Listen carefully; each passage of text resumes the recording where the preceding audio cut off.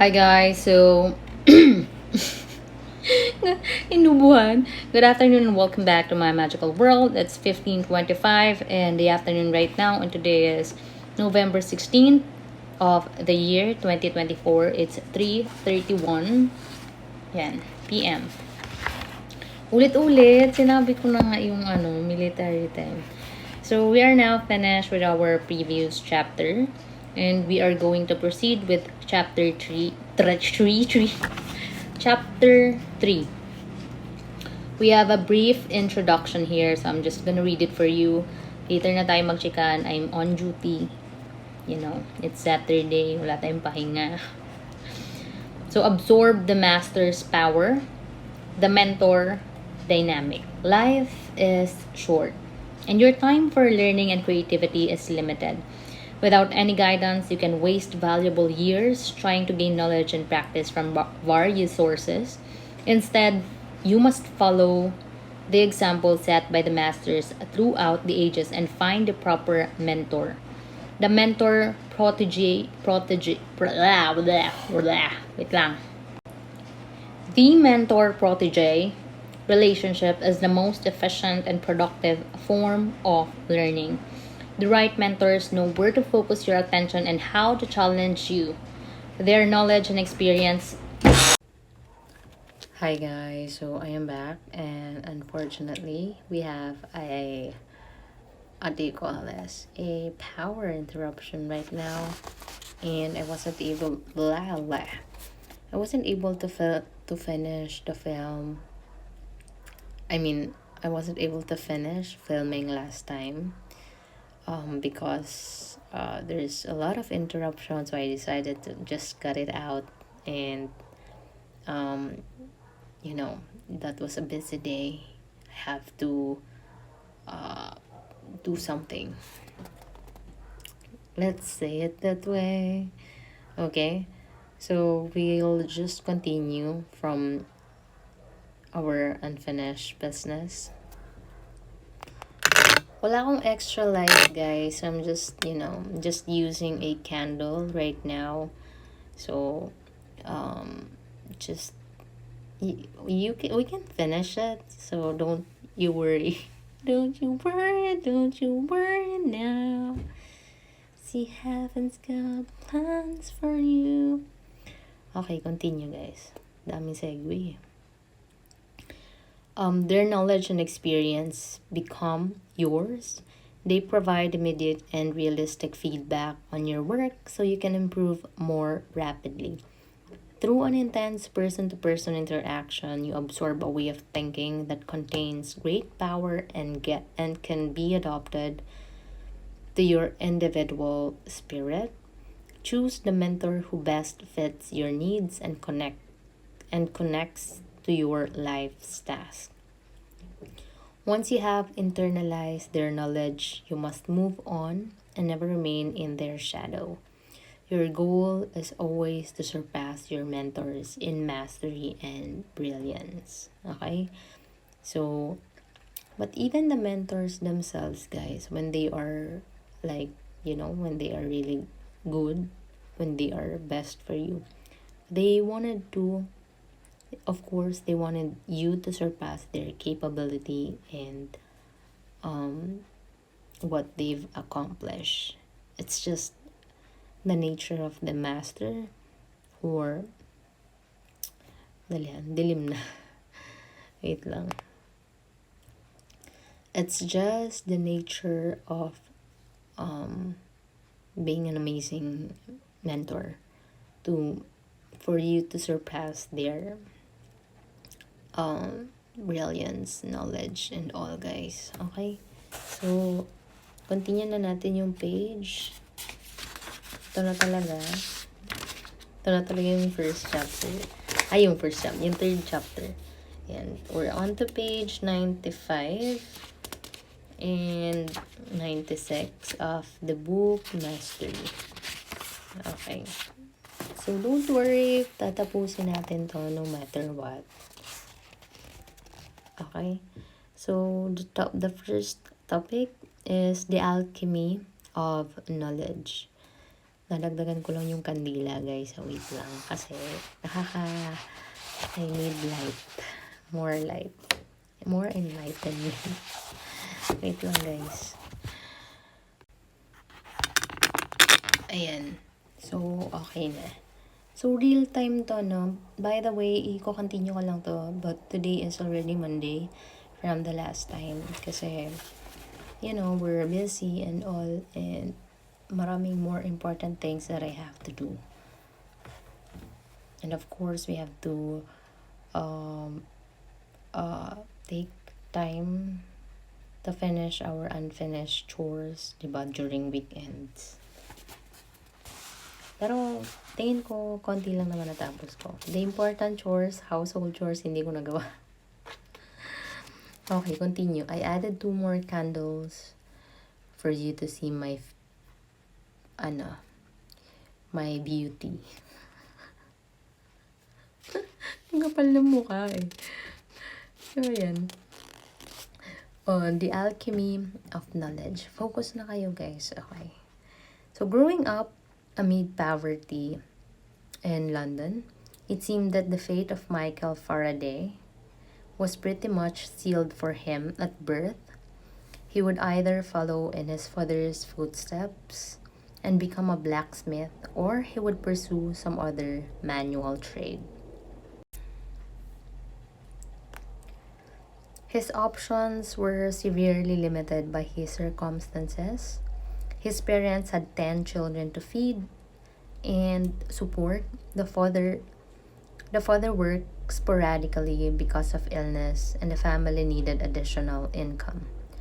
The parents waited anxiously for the day when young Faraday would turn 12 and could get a job or begin some kind of apprenticeship. There was one trait, however, that marked him as different and was potentially troubling. He had an extremely active mind, one that perhaps unsuited for a career that would entail mostly physical labor. So before, guys, we are in the midst of modern times. So before, when you are the poor people before were deprived with education. Wait lang, guys, ha. Ingay ng mga aso ko. Okay, so continue. I have a visitor, guys, so kaya the dogs are, hysterical. So, as I was saying a while ago, diba before, when you are usually born in a poverty, lineage, diba? They usually send their children to work whenever they can. Most likely 12 years old, they are already do physical labor.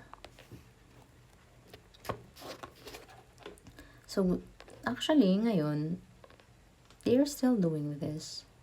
Pero, hindi na siya, we have different kinds of work right now, nowadays. So, somehow, may isip nila na, tawag dito. They have many options. Okay? So, some of his mental restlessness was inspired by the peculiar religion by his family belonged to. They were Sandemanians. It is a sector. Lagay lang dito sect. It's a sect of Christianity.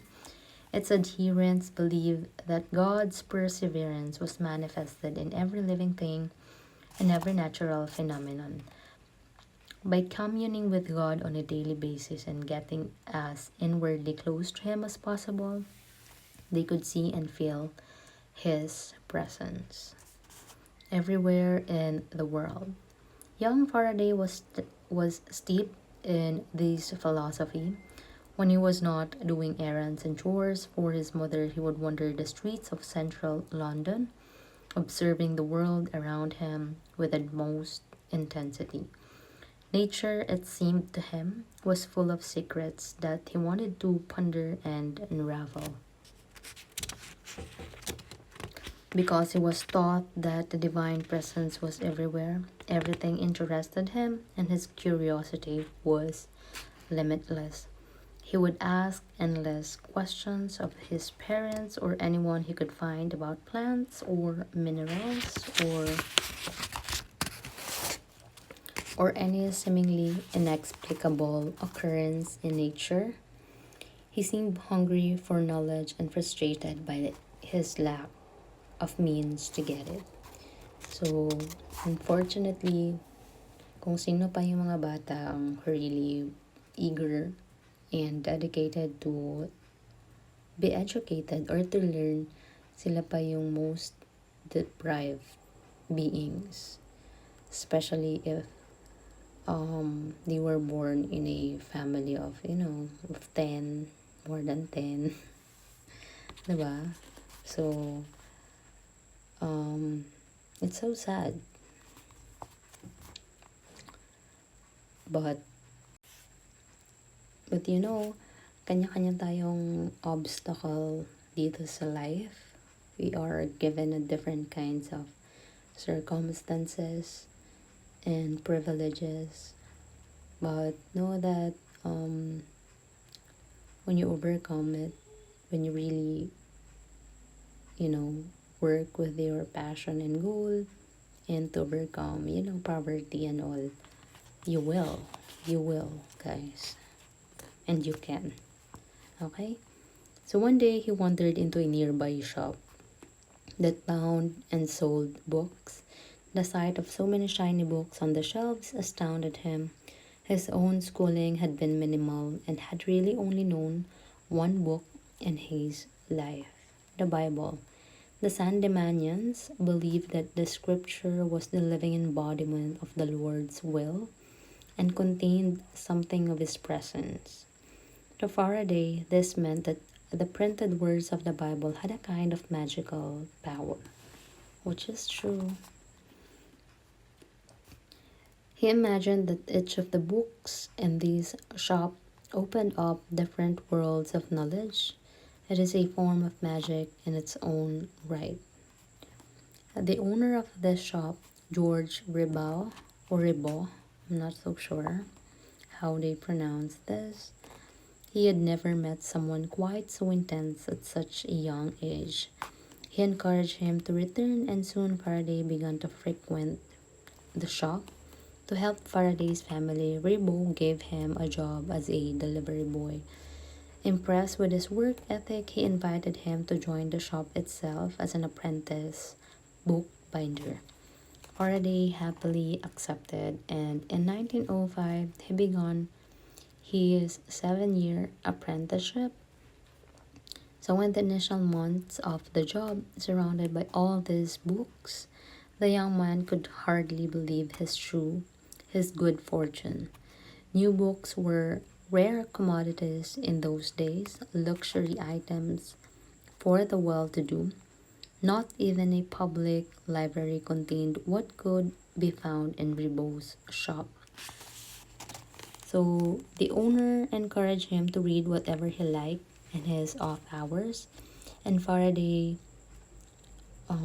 obliged by devouring almost every single book that passed through his hands. One evening, he read an encyclopedia passage on the most recent discoveries in electricity, and he suddenly felt as if he had found his calling in his life. Here was a phenomenon that was invisible to the eye, but that could be revealed and measured through experiments. This process of uncovering nature's secrets through experiment enthralled him. Science, it seemed to him, was a great quest to unravel the mysteries of creation itself. Somehow, he would transform himself and to a scientist. This was not a realistic goal on his part, and he knew it. In England at the time, access to laboratories and to science as a career was only open to those with a university education. 'Di ba? Kaya nga guys, even before and especially nowadays, 'di ba? It is important to be educated. The kind of education that will build you, create you, and sustain your future. Okay? So, wag niyong nilalang, babasta lang yung mga bagay na pwede niyong matutunan. Because later on in life and eventually, you will learn those all kind of shit that it will be relevant for your future. So, wag niyo lang silang nilalang. Okay? So, which meant those from the upper classes. Okay? So, yung university education, para lang dun sa mayayaman. Or, sa may mga kaya. How could a bookbinder's apprentice even dream of overcoming such odds? Even he had the energy and desire to attempt it, he had no teachers, no guidance, no structure or methods to his studies. Then in 1809, a book came into the shop that finally gave him some hope. It was called Improvement of the Mind. It is a self-help guide written by Reverend Isaac Watts, first published in 1741. The book revealed the system of learning and improving your lot in life, no matter your social class. It prescribed courses of action that anyone could follow, and it promised results. Faraday read it over and over, carrying it with him wherever he went. So, ayan guys. So, siguro yung takeaway here is that our mentors, it could be teacher, diba? Your gym instructor, depending guys, depending on what you are trying to pursue and what are you trying to improve. So, wag niyo lang silang nilalang because they can actually build you, your character, and your future. Okay? So, malaki yung ambag nila no matter what you say. Okay? Especially if they are dedicated with the work that they do. Okay? So, medyo mellow yung boses natin dito dahil siguro brown out. So, yan. Natapos na natin yung first few page or 2 pages. So, I'm just so happy. Yung first chapter ng chapter 3, walang ilaw. Hindi naman. This is just like a continuation. I love to see you again guys here. So, thank you. Especially those people who are finishing my videos. Sana maayos ko na yung channel ko. So, I'm still so busy. And all, I'm just sneaking time for you guys because you know that I love being here with you. So, ayan. Thank you for helping me make this world a better place for all of us and for the future generation. So, get ready because it's Monday. And take a deep breath guys. Okay? So, kaya nyo yan. Kaya natin to. So, wala tayong choice. But, to live and live life to the fullest. Okay? I am also praying for those people who are sick. And, yan. So, kwento ko lang sa inyo. May goal ako. It's been a long time goal. I wanted to donate some blood. So, hindi ko alam if mangyayari na siya. siguro first week of December, but I'm not really so sure. So, tingnan na natin if I am a match. Okay? So, I just wanted to try something, new experiences every year. So, it's been a long time. Actually, it's gonna be my first time donating blood. So, you know. So, ayan guys. Get a good night's sleep. Now, we'll see you again with lights on. Okay. Sa susunod. Back to 2018. I wanna go back to when I was happy. So take me back to California, please. Take